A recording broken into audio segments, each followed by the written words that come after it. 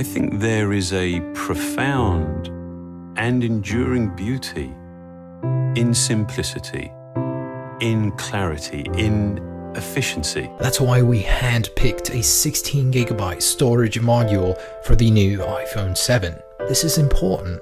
We need this. Built from the ground up to hold your iPhone OS and really not much else. But what else do you need? This doesn't have a headphone jack anymore. The iPhone 7. It's everything you need because we say so. What's up guys, Everything Apple Pro here. In case you haven't guessed, that was not Johnny Ives. Sorry to disappoint if you didn't guess that on your own, but there is a new rumor that the new iPhone 7 will not be receiving a 32GB base storage option. Now this is something really disappointing to me because I looked forward to that. I never buy base storage iPhones, but a lot of people do because they just can't afford something bigger, and to have it start at 16GB is really just an insult. So this latest rumor basically showcases the dual lens camera for the iPhone 7 Pro or the Plus, whatever it is.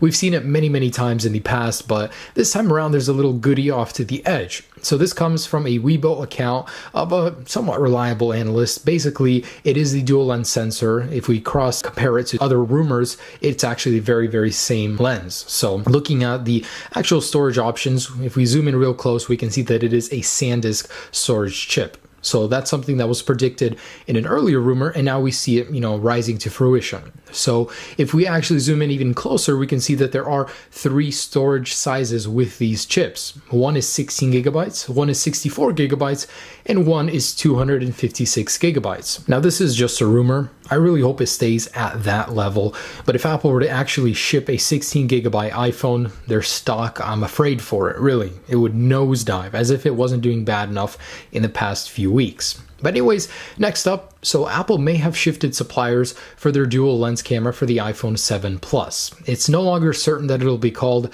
an iPhone 7 Pro, that's why I'm using the Plus line. So instead of using Sony as the sole manufacturer for these dual lens cameras on the iPhone 7 Plus, Apple may poach a third-party company, LG Innotek, to produce the rest. So that's not a bad thing. Apple many times, hires third-party companies to produce parts that other manufacturers couldn't keep up with. I'm just afraid for, scalpers. There are many times during iPhone releases where scalpers will line up and just buy a ton of iPhones, pay other people to buy them.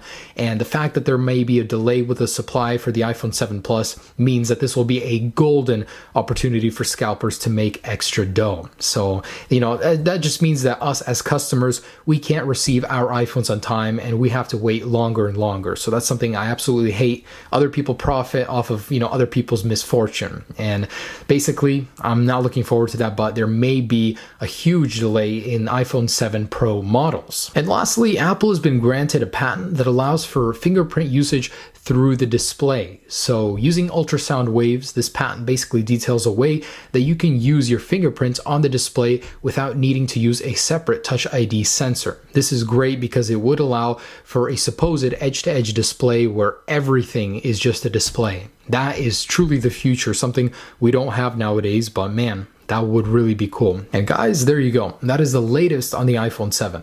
Hopefully Apple can spin it in a very positive light, because right now I'm not too excited for it. I'm sure many of you guys aren't either. So thanks so much for watching, guys. Stay tuned for any and all news on the upcoming iPhone 7.